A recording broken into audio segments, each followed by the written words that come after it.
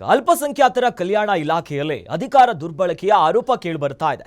ಜಿಲ್ಲಾ ಮಟ್ಟದ ಅಧಿಕಾರಿಗಳಿಂದಲೇ ಅಧಿಕಾರದ ದುರ್ಬಳಕೆ ಆಗ್ತಿದೆ ಅನ್ನೋ ಮಾತು.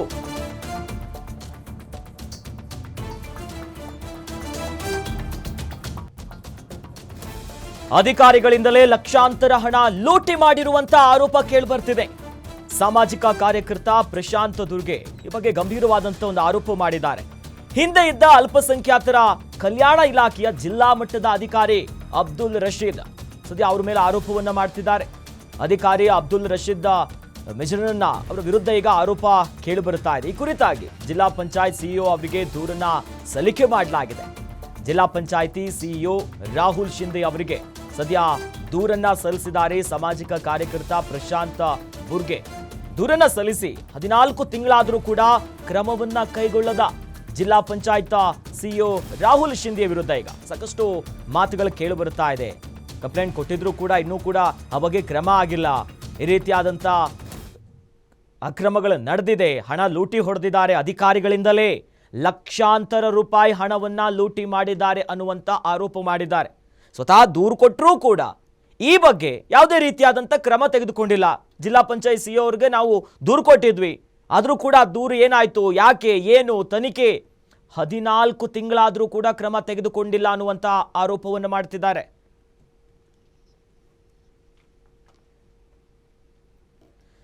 ಈ ಬಗ್ಗೆ ಹೆಚ್ಚಿನ ಡೀಟೇಲ್ಸ್ ಪಡ್ಕೊಳ್ತಾ ಹೋಗೋಣ. ನಮ್ಮ ಬೆಳಗಾವಿಯ ಪ್ರತಿನಿಧಿ ರಾಜೇಶ್ ನಮ್ಮ ಜೊತೆ ದೂರವಾಣಿ ಸಂಪರ್ಕದಲ್ಲಿ ಜಾಯ್ನ್ ಆಗ್ತಿದ್ದಾರೆ. ಎಸ್ ರಾಜೇಶ್, ಏನಿದು ಲಕ್ಷಾಂತರ ರೂಪಾಯಿ ಲೂಟಿ ಮಾಡಿರುವಂತ ಆರೋಪ? ಯಾವಾಗ ಈ ಘಟನೆಗಳಾಯ್ತು? ಸದ್ಯ ಯಾಕೆ ಕ್ರಮ ತೆಗೆದುಕೊಂಡಿಲ್ಲ? ಏನೆಲ್ಲ ಅಪ್ಡೇಟ್ಸ್ ಇದೆ ರಾಜೇಶ್? ಎಸ್ ಅಖಿಲೇಶ್, ಏನಂತಂದ್ರೆ 2022-23ನೇ ಸಾಲಿನ ಏನು ಅಲ್ಪಸಂಖ್ಯಾತರ ಕಲ್ಯಾಣ ಇಲಾಖೆ ಏನಿದೆ, ಇದು ಏನೋ ಜಿಲ್ಲೆಯಲ್ಲಿರುವಂತಹ 14 ಶಾಲೆಗಳ ಏನು ಮೌಲಾನಾ ಆಜಾದ್ ಶಾಲೆಗಳಿಗೆ ಸಾಮಗ್ರಿಗಳನ್ನ ಪೂರೈಕೆ ಮಾಡ್ಲಿಕ್ಕೆ ನಿರ್ವಹಣೆ ವೆಚ್ಚವನ್ನು ಇರುತ್ತೆ. ಆ ನಿರ್ವಹಣೆ ವೆಚ್ಚವನ್ನ ಇವ್ರು ಏನ್ ಮಾಡ್ತಾರೆ ಅಂತಂದ್ರೆ ಕೊಟ್ಟಿ ದಾಖಲೆಗಳನ್ನ ಸೃಷ್ಟಿ ಮಾಡಿ ಏನು ಸರ್ಕಾರಕ್ಕೆ ಹಾಗೂ ಇಲಾಖೆಗೆ ಮೋಸ ಮಾಡಿರ್ತಕ್ಕಂಥದ್ದು. ಅದು ಮುಖ್ಯವಾಗಿ ಈ ಹಿಂದೆ ಇದ್ದಂತ ಅಬ್ದುಲ್ ರಶೀದ್ ಏನು ಅಧಿಕಾರಿ ಇದ್ದಾರೆ, ಅವರ ಮೇಲೆ ಈಗ ಸಾಕಷ್ಟು ಆರೋಪಗಳು ಕೇಳಿ ಬರ್ತಕ್ಕಂಥದ್ದು. ಸಾಮಾಜಿಕ ಕಾರ್ಯಕರ್ತ ಪ್ರಶಾಂತ್ ಬುರ್ಗೆ ಅವರು ಮಾಹಿತಿ ಹಕ್ಕಿಯ ಅಡಿಯಲ್ಲಿ ಮಾಹಿತಿಯನ್ನ ತೆಗೆದುಕೊಂಡು ದಾಖಲೆ ತೆಗೆದುಕೊಂಡು ಪರಿಶೀಲನೆ ಮಾಡ್ತಾರೆ. ಪರಿಶೀಲನೆ ಮಾಡಿದಂತ ಸಂದರ್ಭದಲ್ಲಿ ಇವೆಲ್ಲವೂ ಕೂಡ ಫೇಕ್ ಅನ್ನುವ ಮೂಲಕ ಗೊತ್ತಾಗುತ್ತೆ. ನಂತರ ಅವರು ಜಿಲ್ಲಾ ಪಂಚಾಯತಿ ಸಿಇಒ ಹಾಗೂ ಜಿಲ್ಲಾಧಿಕಾರಿ ಹಾಗೂ ಈ ಇಲಾಖೆ ಸಂಬಂಧಪಟ್ಟ ಅಧಿಕಾರಿಗಳಿಗೆ ಒಂದು ಏನು ದೂರನ್ನ ಸಲ್ಲಿಸ್ತಾರೆ. ದೂರು ಸಲ್ಲಿಸಿ 14 ತಿಂಗಳು ಕಳೆದರೂ ಕೂಡ ಇಲ್ಲಿವರೆಗೆ ಯಾವುದೇ ರೀತಿ ಅಧಿಕಾರಿ ವಿರುದ್ಧ ಏನಂತಂದ್ರೆ ಕ್ರಮ ಆಗೋದಕ್ಕಂತ ಒಂದು ತನಿಖೆ ಕೂಡ ನಡೆಯೋದಿಲ್ಲ. ಹೀಗಾಗಿ ಸಾಕಷ್ಟು ಏನಂತ ಅಧಿಕಾರಿ ವಿರುದ್ಧ ಇಷ್ಟು ಗಂಭೀರವಾಗಿ ಕೇಳಿ ಬಂದ್ರು ಕೂಡ ಸಿಇಒ ಆದಂತ ರಾಹುಲ್ ಶಿಂದೆ ಅವರು ಯಾಕೆ ಕ್ರಮ ಕೈಗೊಂಡಿಲ್ಲ, ಆತನ ವಿರುದ್ಧ ಯಾಕೆ ಕ್ರಮ ಕೈಗೊಂಡಿಲ್ಲ, ಸಾಕಷ್ಟು ಸಾರ್ವಜನಿಕ ವಲಯಗಳು ಕೂಡ ಆಕ್ರೋಶಕ್ಕೆ ಕಾರಣ ಆಗಿದೆ. ಒಳ್ಳೆ ಪ್ರಶಾಂತ್ ಬುರ್ಗೆವು ಕೂಡ ಒಂದು ನಿಟ್ಟಿನಲ್ಲಿ ಸಾಕಷ್ಟು ಆರೋಪ ಮಾಡ್ತಾ ಇದ್ದಾರೆ.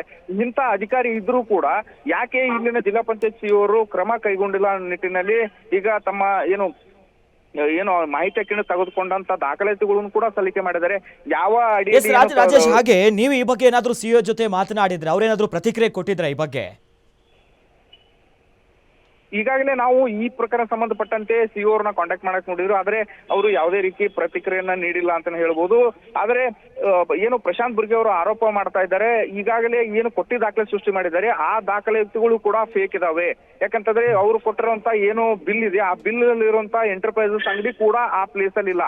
ಅವರು ಆರೋಪ ಮಾಡಿರ್ತಕ್ಕಂಥದ್ದು ಏನು ಅಲ್ಲಿ ಇರುವಂತ ಏನು ಔಟ್ಸೋರ್ಸ್ ಆಗಿ ಕೆಲಸ ಮಾಡುವಂತ ವ್ಯಕ್ತಿಯ ಏನು GST ಆತನ ಹೆಸರಿಗೆ ಒಂದು GST ನಂಬರ್ ಅನ್ನ ಕ್ರಿಯೇಟ್ ಮಾಡಿ ಫೇಕ್ ಬಿಲ್ ಅನ್ನ ಕ್ರಿಯೇಟ್ ಮಾಡಿಕೊಂಡು ಆತನ ಅಕೌಂಟಿಗೆ ಹಣವನ್ನ ಹಾಕ್ತಾರೆ. ನಂತರ ಅಲ್ಲಿಂದ ಇವರು ಡ್ರಾ ಮಾಡ್ಕೋತಾರೆ. ಮತ್ತು ಉಳಿದ ಏನು 14 ಶಾಲೆಗಳ ಮಟೀರಿಯಲ್ಸ್ ಅಂತ ಸೆಕೆಂಡ್ ಹ್ಯಾಂಡ್ ಅಂದ್ರೆ ಖರೀದಿ ಮಾಡಿ ಆ ಶಾಲೆಗಳಿಗೆ ಹಸ್ತಾಂತರ ಮಾಡತಕ್ಕಂಥದ್ದು. ಇದು ಮೇಲ್ನೋಟಕ್ಕೆ ಅವರು ಈಗ ಆರೋಪ ಮಾಡತಕ್ಕಂಥದ್ದು. ಅದರ ತಕ್ಕಂತೆ ಸಾಕಷ್ಟು ದಾಖಲಾತಿನೂ ಕೂಡ ಈಗಾಗಲೇ ಏನಂತಂದ್ರೆ ಜಿಲ್ಲಾ ಉಸ್ತುವಾರಿ ಏನು ಅಧಿಕಾರಿಗಳಿಗೆ ಸಿಇಒ ಅವರಿಗೆ ಆಮೇಲೆ ಉಸ್ತುವಾರಿ ಕಾರ್ಯದರ್ಶಿಯವರಿಗೂ ಕೂಡ ಈ ಸಂಬಂಧಪಟ್ಟಂತೆ ದಾಖಲಾತಿಗಳನ್ನ ಒದಗಿಸಿದ್ದಾರೆ. ಯಾವಾಗ ಏನು ಉಸ್ತುವಾರಿ ಕಾರ್ಯದರ್ಶಿಯಿಂದ ಈಗಾಗಲೇ ಸಿಇಒ ಅವರಿಗೆ ಒಂದು ಲೆಟರ್ ಕೂಡ ಬಂದಿದೆ, ಇದನ್ನ ತನಿಖೆ ಮಾಡಿ ತಪ್ಪಿತಸ್ಥರ ವಿರುದ್ಧ ಕ್ರಮ ಕೈಗೊಳ್ಳುವಂತ. ಈಗ ಏನು 14 ತಿಂಗಳ ಹಿಂದೆನೆ ಏನು ಅವರು ಪತ್ರ ಬಂದ್ರು ಕೂಡ ಯಾವುದೇ ರೀತಿ ಏನು ಈ ಬಗ್ಗೆ ಕ್ರಮ ಕೈಗೊಂಡಿಲ್ಲ ಅನ್ನೋದು ಕೂಡ ನೇರವನ್ನ ಆರೋಪವನ್ನು ಮಾಡ್ತಾ ಇದ್ದಾರೆ ಅಂತ ಹೇಳ್ಬೋದು. ಅಖಿಲೇಶ್, ಎಸ್, ಧನ್ಯವಾದಗಳು ರಾಜೇಶ್ ತಮ್ಮೆಲ್ಲ ಮಾಹಿತಿಗೆ. ಸೊ ಸಟ್ನಲ್ಲಿ ಈಗ ದೂರನ್ನ ಸಲ್ಲಿಸಿ 14 ತಿಂಗಳಾದರೂ ಕೂಡ ಇನ್ನು ಯಾವುದೇ ರೀತಿಯಾದಂಥ ಕ್ರಮ ಕೈಗೊಳ್ಳದೆ ಹಿಂದೇಟನ್ನು ಹಾಕ್ತಿರೋ ಬಗ್ಗೆ ಹಲವು ಅನುಮಾನಗಳು ಮೂಡ್ತಾ ಇದೆ. ಜೊತೆಯಲ್ಲಿ ಯಾಕೆ ಈ ರೀತಿ ಮಾಡ್ತಾ ಇದ್ದಾರೆ?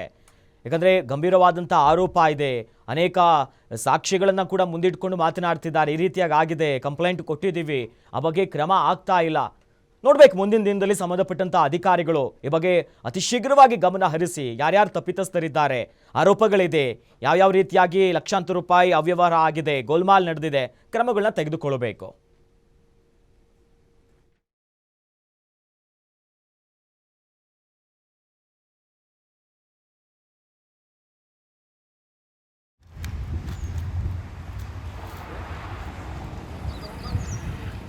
ಎರಡು ಸಾವಿರದ 22-23ನೇ ಸಾಲಿನಲ್ಲಿ ಅಲ್ಪಸಂಖ್ಯಾತರ ಕಲ್ಯಾಣ ಇಲಾಖೆ ಬೆಳಗಾವಿ ಈ ಕಚೇರಿಯ ಜಿಲ್ಲಾ ಅಧಿಕಾರಿ ಈ ಹಿಂದಿನ ಇವರು ಅಬ್ದುಲ್ ರಶೀದ್ ಮಿರ್ಜನ್ ಅವರು ಇವರು ಒಂದು ಸೇವೆಯ ಅವಧಿಯಲ್ಲಿ ಈ ಬೆಳಗಾವಿ ಜಿಲ್ಲೆಯಲ್ಲಿ 14 ಮೌಲಾನಾ ಆಜಾದ್ ಮಾದರಿ ಶಾಲೆಗಳಿದ್ದಾವೆ ಸರ್.